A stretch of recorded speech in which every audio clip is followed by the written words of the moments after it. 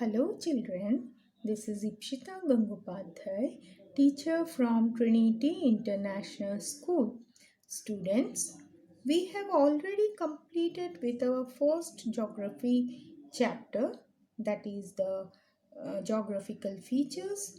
Now today we will start with the second chapter, that is landforms.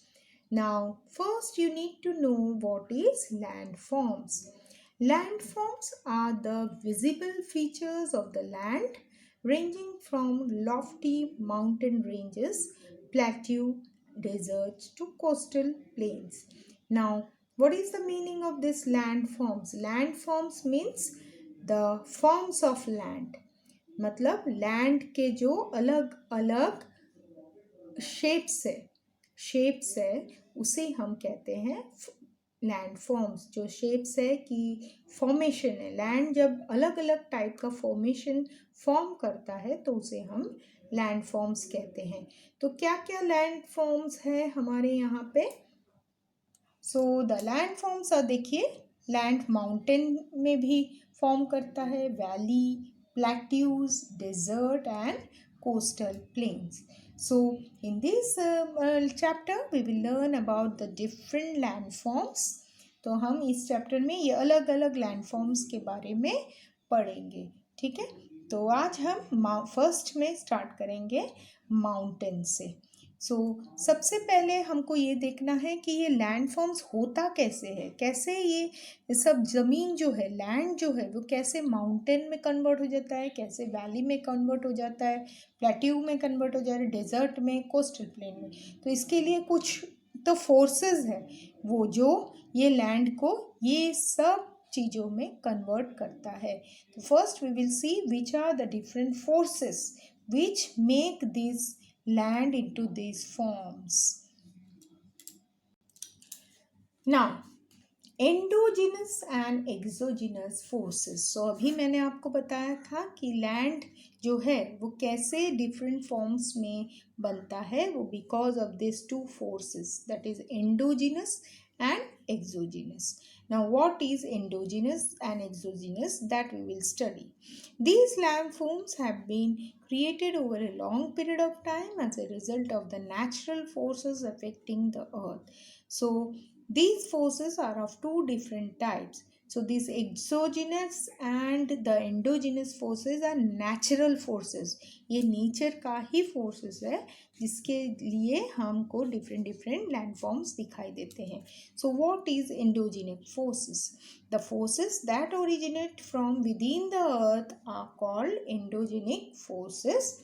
Folding, faulting, earthquakes and volcanic activities are some of the effects of endogenic forces. So endogenic forces means जो forces inside of earth से होता है, within the earth, मतलब land के अंदर से जो forces आते हैं उसे कहते हैं हम एंडोजेनिक फोर्सेस। तो ये सब फोर्सेस क्या क्या करता है, देखिए, अर्थक्वेक्स और वॉल्केनिक एक्टिविटी को रेज करता है, ठीक है। फिर है exogenic forces. Exogenic forces are the forces that originate on the surface of the earth are called exogenic forces. So जो सरफेस पे ही, ऊपर पे ही जो फोर्सेस रहते हैं, ऊपर में ही जो फोर्सेस रहते हैं, वो फोर्सेस से ये लैंडफॉर्म्स होते हैं, तो उसे कहते हैं हम एक्सोजेनिक फोर्सेस. तो वो फोर्सेस क्या है, देखिए, विंड है, रनिंग वाटर है और ग्लेशियर है. ये सब क्या होता है, ये लैंड के सरफेस के ऊपर फोर्स लगाता है ना. सो यदि आप देखोगे कि विंड सब मिट्टी उड़ा के लेके जाता है तो वहाँ पे क्या हो जाता है, डेजर्ट हो जाता है ना. फिर रनिंग वाटर भी पूरे इसको लेके जाता है, सॉइल को लेके जाता है, तो वहाँ भी पूरा रॉकी एरिया हो जाता है कि नहीं. तो this type only the surface will get affected from exogenic forces. They constantly modify and alter the existing landforms through the process of weathering, erosion, transportation and deposition. So ये सब जो process है, weathering means उड़ा के लेके जाना, erosion ये भी बहा के लेके जाना. ये weathering is by the wind or etc. Erosion is through your water transportation. Through wind and water the soil is transported, matlab it is moved from one place to another place. Deposition, where it is deposited or where it is placed. Okay, so these are all the processes which are going on for in the nature to give you different landforms. तो ये सब जो process nature में चलता है इससे ही हमको different types of landforms मिलते हैं. Their action lead to the formation of various landforms such as mountains, plateaus and plain. जहाँ पे डिपोजिशन बहुत ज़्यादा होते ही रहेगा वहाँ माउंटेन बन जाएगा, है ना. जैसे कि आप किसी जगह पे आप रखते ही जाते हो चीज़ें, रखते ही जाते हो तो क्या हो जाता है, वो जगह पे चीज़ों का एक ढेर हो जाता है ना. तो that is your mountain. Then plateau and plains. So these are all the processes which lead to the different land forms. So today we will first start with the mountains. So mountains are land masses that rise above the surrounding landscape to at least 1000 feet or more. So mountains का हमेशा height क्या रहता है, 1000 feet से ऊपर. They usually have steep slopy sides and sharp और rounded ridges and high point called peak or summit. A series or chain of mountains that are close to each other form a range. So mountain आपको पता है, पहाड़ कैसे दिखता है, पहाड़ ऐसे ऊपर ऐसे रहता है ना, ऊपर ऐसे कोनिकल टाइप का एकदम स्टीप रहता है, स्लोप्स बड़ा सा रहता है. तो आप यहाँ पे देख सकते हो ऐसे बड़े बड़े पहाड़ होते हैं. ये तो छोटे हैं, बहुत बड़े बड़े हिमालय पहाड़ वगैरह कितने बड़े रहते हैं. तो उसे कहते हैं हम माउंटेन्स. और जो उनका टिप रहता है उसको हम लोग पीक कहते हैं. और देखिए ये माउंटेन पे माउंटेन ज्वाइन रहता है तो उसे हम रेंज कहते हैं. Mountains could be barren and rocky. They could also be covered with dense forest. तो माउंटेन जो रहता है वो कभी कभी कैसे रहते हैं, पत्थर के माउंटेन रहते हैं. कभी कभी कैसा रहता है, फॉरेस्ट के माउंटेन रहते हैं. कभी कभी कैसा रहता है, स्नो के माउंटेन रहते हैं ना. तो different type of mountains are there. Mountains can be classified based on their origin. Now you have different types of mountain. One is the fold mountains. Fold mountains are formed when the earth's crust is creased or buckled due to compression. So fold mountains आपको ऐसा मालूम पड़ेगा कि वो mountains के ऊपर ऐसे fold जैसे आपको दिखेंगे. तो वो कैसे, बिकॉज ऑफ द कंप्रेस. वो आपने फर्स्ट चैप्टर में कंप्रेस वाला पढ़ा था ना आपने, कैसे नीचे का लेयर कंप्रेस हो जाता है. उसी तरह माउंटेन का भी ऐसे ही होता है. So due to compression it is creased. So they are called fold mountains. These generally takes place when two plates collide or move towards each other. The collision causes the edges of the plates to be raised or lifted to form a mountain. So most fold mountains are formed at the edges of the plate. Fold mountains can be divided into two kinds. So fold mountain because of the compression means earth का जो force रहता है उससे वो fold हो जाता है. तो that is your fold mountain. And fold mountains are divided into two. दो टाइप के फोल्ड माउंटेन होते हैं. एक यंग फोल्ड माउंटेन होता है और एक ओल्ड फोल्ड माउंटेन. तो यंग जो है वो कितने साल के रहते, देखिए 10 to 25 मिलियन ईयर्स ओल्ड. तो young fold mountain still they are growing, मतलब वो इतने साल के पुराने माउंटेन, मतलब उनका एज होता है इतना 10 to 25 मिलियन ईयर्स और वो स्टिल ग्रोइंग, अभी भी वो मतलब बड़ा होते ही जा रहा है. The Himalayas, the Alps, the Rockies and the Andes, the Great Dividing Range are some of the young fold mountains. So जो हमारा हिमालय है वो भी यंग है, वो अभी भी और भी ऊंचा होने वाला है. ठीक है, उसका हाइट और भी बढ़ने वाला है.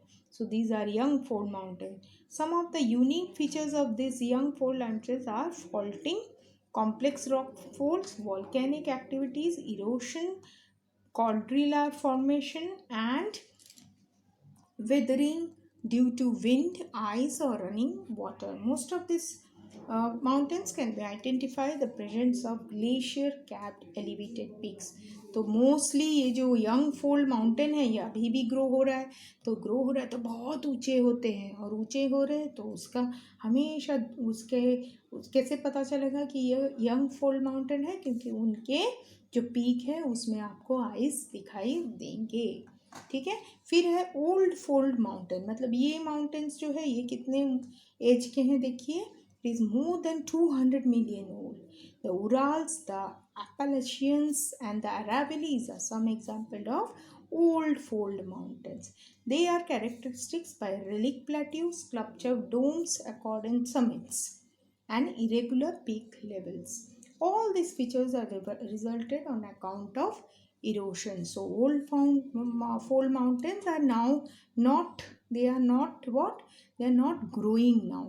They have irregular peak levels, तो ये ज़्यादा ग्रो नहीं हो रहे हैं, ये वहीं के अभी थम गए हैं उनका growth. Okay, so these are the Urals, the Appalachians, the Aravallis. These mountains are the old fold mountains. Then you have block mountains. So fold mountains you have learned. Now block mountains, in your previous chapter you have already learned about block mountains, when one side of the fault in the earth crust slides over another. So जब भी अर्थ के नीचे कोई fault होता है तो क्या होता है, माउंटेन टूट जाते हैं ना, then a block mountain is formed. So बीच वाला जो पार्ट रहता है वो एक ब्लॉक जैसा बन जाता है। The material from one side gets pushed upwards while the other side downwards. This uplifted rocks form mountains over a period of time and under intense pressure. A block mountain is also known as horst, and the rift valley formed as a result of faulting is known as graben. The Vindhya and Satpura in India, the Vosges Mountains in eastern France, the Sierra Nevada Mountains in United States, and the Black Forest Mountains in Germany are the block mountains. So block mountains, whenever there is certain fault under the earth's crust, earth crust के नीचे कुछ fault हुआ तो वो क्या होता है, break down हो जाता है माउंटेन्स का, एंड जो middle part is there, that becomes your block mountain. So Satpura and Vindhya in India are the examples of block mountain. So you can have the look of block mountain, diagram of horst and a graben. So you can see the horst, that is the upper portion, and here is the rift valley, that is your graben. Okay. Now go for volcanic mountains. Due to high temperature inside the earth, rock turn into molten magma. This get pushed towards the surface of earth. तो जब अर्थ के नीचे बहुत ज़्यादा temperature होता है तो rocks जो रहता है नीचे वो क्या हो जाता है, वो पिघल जाते हैं। पिघल जाने के बाद वो इतने गर्म हो जाते हैं कि क्या करते हैं, अर्थ के सरफेस को वो पुश करते रहते हैं। पुश करने के बाद वो तुरंत फट जाता है। When the magma spews out from the cracks in the earth's crust, it is called lava. So as you can see the diagram here, देखो यहाँ पे बहुत ज़्यादा गर्मी हो गई है ना, गर्मी से वो ये जो सरफेस है इसको वो पुश करने लगा, धीरे धीरे पुश करते करते देखिए ये आग बाहर निकलने लगा, देखिए कैसे हो गया है ना। Successive eruption give rise to a volcanic cone. As the lava flows, clouds of ash and explosion of rocks piles up near the vent. Over a period of time, a volcanic mountain builds up with the familiar cone shape. Mount Kilimanjaro in Africa and Mount Fuji in Japan are the example of volcanic mountains. So you can see here vent, देखिए went, ये देखिए push करते करते ये कैसे conical shape में आ गया है ना, फिर इसे कहते हैं vent. So Mount Kilimanjaro in Africa and Mount Fuji are the volcanic mountains. Now why we need mountains, that is what is the importance of mountain. For ages, mountains have played an important role in ecosystem and even in the lives of humans. Mountains are storehouse of natural resources. So if you see in the mountain, there are many natural resources. That is, you can find forest, you can find animals, birds, lots of things you can find in the mountain. Large deposit of minerals also found in the mountain. So many types of metal, non-metals are found inside the mountain. The Appalachian Range in the United States is known for coal and limestone deposit. So the United States में जो Appalachian Mountain है उसमें आपको limestone और coal मिलता है. Then we get timber. Timber means wood, lark, medicinal herbs and wood for making pulp from the forest. So we get so many natural things from your mountain. Then perennial rivers rising in the snow-fed or heavily rain-fed mountains are an important source of water. Perennial rivers means जो हमेशा ये rivers कभी सूखते नहीं हैं. Over the years, these rivers starts on rising from mountains. तो जो river कभी भी सूखते नहीं हैं वो सब river mountain से ही आते हैं. They help in providing irrigation to nearby land and provide water for many other uses. So ये जो rivers mountain से निकलते हैं ये हमारे एग्रीकल्चर पर्पस में बहुत काम आता है. तो इस तरह के rivers जैसे mountainous countries like Japan, Italy and Switzerland which lack coal deposit have developed hydroelectricity from the waters. So आपने देखा है कि यूनाइटेड स्टेट्स के जो माउंटेन है उसमें क्या मिलता है, मिनरल्स. और ये जो है यहाँ पे जापान और स्विट्ज़रलैंड, यहाँ के जो माउंटेन है इसमें क्या मिलता है, यहाँ पे ये जो पेरिनियल रिवर्स बहते हैं इसके लिए यहाँ पे क्या ज़्यादा important, they have developed hydro electricity. पानी से वो लोग इलेक्ट्रिसिटी का प्रोडक्शन करते हैं because of this perennial river. Because ये रिवर्स कभी सूखते नहीं हैं इसीलिए इनको इन्होंने काम में लगाया है. तो इससे क्या करते हैं, इलेक्ट्रिसिटी प्रोड्यूस करते हैं. उसके बाद है rivers that originate in the high mountainous area bring slit along with the water to lower valleys. This help in formation of fertile plains. तो कोई माउंटेन से रिवर्स निकलते हैं, वो क्या करते हैं, जब ज़मीन पे आते हैं तो वो बहुत फर्टाइल हो जाता है, मतलब वो क्रॉप्स के लिए बहुत अच्छा होता है और वो एलुवियल सॉइल वगैरह लेकर आते हैं. जैसे कि रिवर गंगा है, सतलज है और ब्रह्मपुत्र है, सब माउंटेन से आते हैं. तो इनका जो भी इनके जो बैंक्स है उसमें क्या होता है, उसके जो गंगा और सतलज के बैंक्स के सामने जो भी पास में जो भी सॉइल रहते हैं वो क्या होता है, alluvial soil. So which it is good for farming or agriculture. Mountain ranges acts as a natural political. और माउंटेन का हेल्प क्या है, वो क्या करता है, बाउंड्री जैसा रहता है. तो दूसरा कोई कंट्री और दूसरा कोई एनिमी उसमें से उसको पार करके नहीं आ सकते, उसको इन्वेट करके नहीं आ सकते. इन्वेट मतलब उसको पार करके नहीं आ सकते. तो इससे क्या होता है, हमारे यहाँ भी हिमालय से जो it is a political boundary between India and China. So India and China के बीच में जो हमारा हिमालय पर्वत है उससे क्या होता है, चाइनीज़ लोग हमारे इंडिया में आने के लिए थोड़ा उनको तकलीफ़ हो जाता है. तो enemies can not come, isn't it. So they will find it difficult to come through land. So land area से वो आ नहीं सकते हैं. फिर mountainous area have lower temperature. They serve as a climatic divide between two adjoining rivers. The Himalayas, for example, form a barrier to the movement of cold winds from Central Asia towards the Indian subcontinent. They also force the southwest monsoons to ascend and cause rainfall on southern slopes of Himalaya. So Himalaya mountain is another mountain which is usually it forms a barrier. मतलब हिमालय एक बड़ा mountain है और वो कैसा करता है, वो कोल्ड विंड्स को आने से रोकता है. So it gives protection, isn't it, from cold winds which will make our country very cool.